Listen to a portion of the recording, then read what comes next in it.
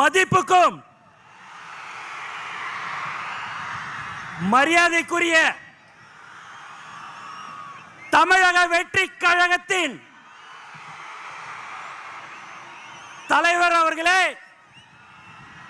மற்றும் தளபதி நெஞ்சில் குடியிருக்கும் தோழர்களே, புதுச்சேரி மாநிலத்திற்கு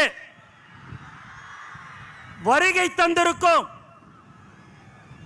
பல வருடங்களாக கழித்து புதுச்சேரி மாநிலத்திற்கு வருகை தந்திருக்கிறார் நம் தலைவர் தளபதி.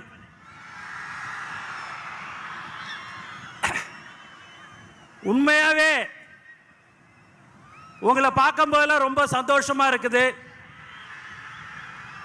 ஏன்னா நம்ம எல்லாமே ஒரு தளபதியுடைய குடும்பம்.